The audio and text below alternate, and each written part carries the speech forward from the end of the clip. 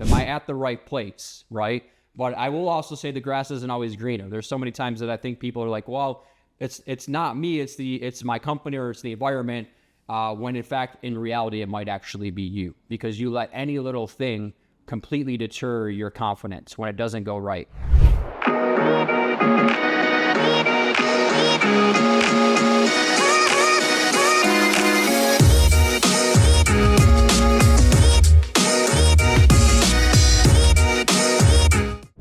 What's going on, my friends? Dr. Bruce back in the house here for another installment of the Solopreneur movement. A solopreneur is any individual person who is solely in charge of their sales, their service, their marketing. And of course, all of this is a mindset. This podcast is primarily for those who work in commoditized industries and housing, banking, insurance, and finance, especially for our LO friends, our loan officers. You can't spell solopreneur without LO. And, I've been over the country the last couple of weeks, going from Las Vegas to Phoenix to, where have I been? Las Vegas, Phoenix, Salt Lake City, Park City, New Orleans, Chicago, Las Vegas. I really have been all over the country speaking, whether they've been company-wide rallies or association rallies. And I'm seeing some positive energy. I'm seeing a little bit more pep in the step, so to speak. And it really got me thinking about this mindset concept, right? I do think that, especially for the mortgage banking and the housing space, over 50% of people have gotten out of the industry.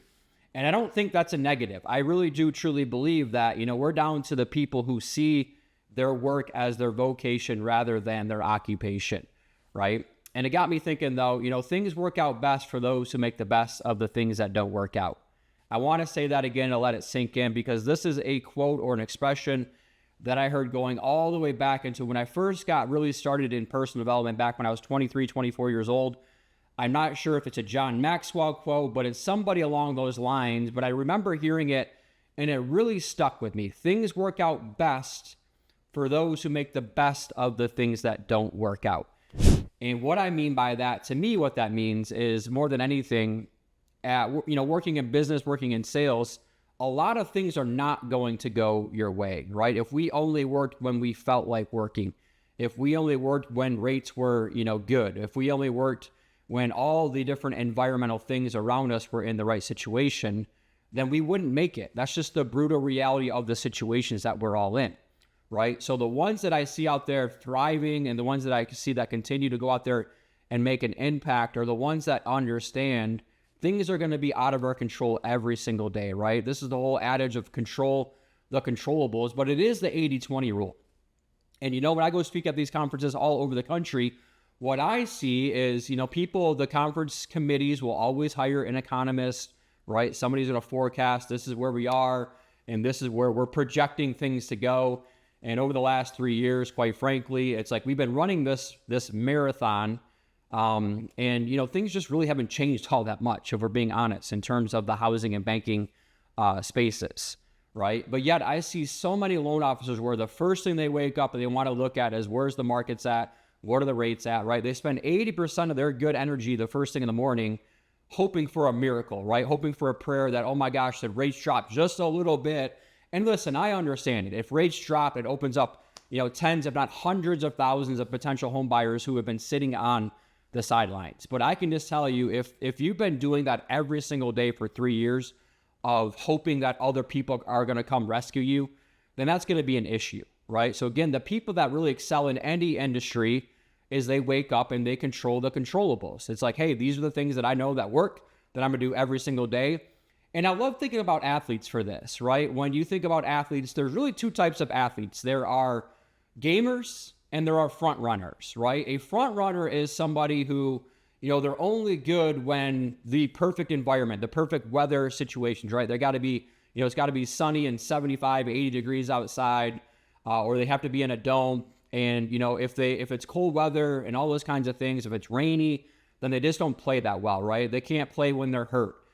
You can just tell the players out there who are not gamers. And gamers, they don't care, man. They're going to wake up, rub some dirt on it. They're going to play hurt. They're going to show up. They're going to roll that ball out there because they don't care the environment, the situations, because all those things, like, it's equal, right? At the end of the day, for my housing, banking, anybody working in, government regulated industries, commoditized industries, it pretty much is apples to apples. I get it. There's going to be maybe some rate differences here and there, right? And some different products and your services. But, at the end of the day, if you are losing to the same people, to the same competitors every single day, every single week, every single month, it's like, you either beat them or you want to join them, right? I mean, at the end of the day, it's like, okay, well, what do they have over here that we don't have if it's not apples to apples? But quite frankly, for the most part, it's apples to apples, which really means then it's the skills, right? It's the, again, the mental fortitude, the grit, the resilience, the determination,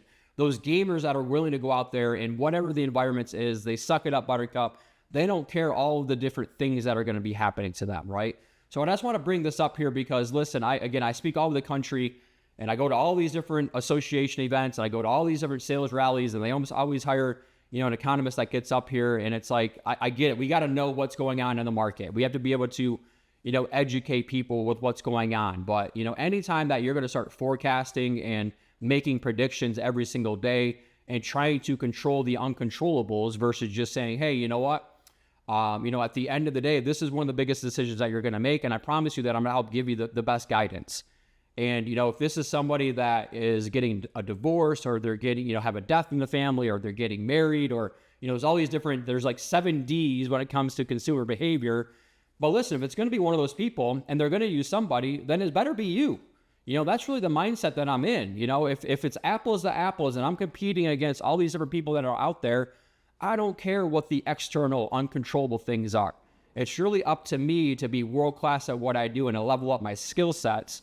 And so things work out best for those who make the best of the things that don't work out. And this is consistently true. This is historically true for any industry that you're in, but I'm especially seeing it right for my housing and banking friends right now, where they spend 80% of their good time and energy every single day focusing on the things that are in their control. And even when the things that are out of their control, right, they don't let it completely derail their every single day. They're not letting these other things determine their success, right? So I just thought this is one of those topics because, for me and my business, I promise you, I go through the same emotions that a lot of you do, right? I'm constantly out there competing against other coaches. I'm competing against other software companies. I'm competing against other coaching companies.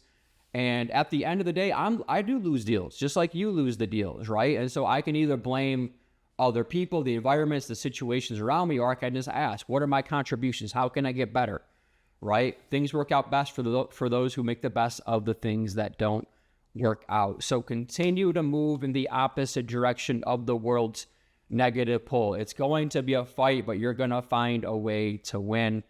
When you're comparing yourself to other people, when you're doing it for the right reasons, it's on you every single day to go out there and build, maintain, protect your confidence. And in return, you're going to be that community leader, right? You're going to be that industry leader. And so every single day, all I try to do is I try to lead through that heart of a teacher approach, right? When I do these podcasts, when I go out and I speak, right? Do I need to be focused on profit as a business owner? Absolutely. Right? But I am people focused first, and then the profits will come. If you help enough people get what they want, eventually you're going to get what you want.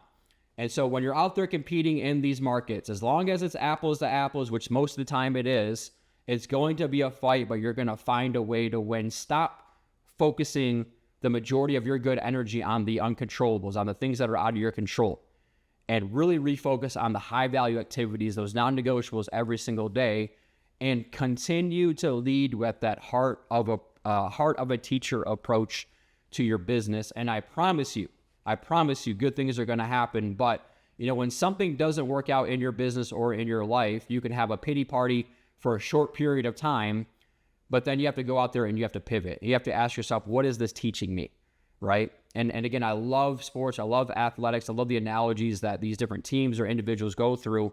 When you really study the top of the top, the elite of the elite, right? Those top 1%ers in any sport, they will tell you they don't necessarily focus on the wins. They learn the most from their losses, right? And so I just love to think about those analogies as like, what is this teaching me? How can I get better? How can I level up? I think about my Detroit Lions, right? And Jared Goff and, You know, he had sort of this stigma about, you know, he can't win at cold weather games if the weathers are if the weather isn't perfect for him, right? The domes or the warm weather, if it's rainy, if it's cold, if it's windy, right? Maybe it doesn't have the strongest arm. And so he practices at this, like it's using wet footballs, right? Using heavier footballs, you know, putting stuff on their hands to make sure that they can throw the ball better and things like that, right? Those are the environments. Those are the situations. So how can you get better in high rate situations, right? Are you only good in low rate environments? Are you good in any single situation? And that's what I want for all of you as a coach. At the end of the day, typically it's very even playing fields for you who work in housing, banking, insurance, and finance, right? And again, if it's not, then that's a whole nother conversation that you need to have. Am I at the right place, right? But I will also say the grass isn't always greener. There's so many times that I think people are like, well, it's not me, it's my company or it's the environment, when in fact, in reality, it might actually be you, because you let any little thing completely deter your confidence when it doesn't go right? You have to wait for the perfect situation, and just understanding there is no such thing as perfect situations, right? So it's up to us to go out there and compete every single day. So I'm going to stop going on and on and on because I try to keep this podcast right around 10 minutes. Things work out best for those who make the best of the things that don't work out. Things are not going to always go your way, but you have to have resilience. You have to have quick bounce back. You have to understand that, you know, the top producers in any industry, they only control the controllables in their life personally and or professionally.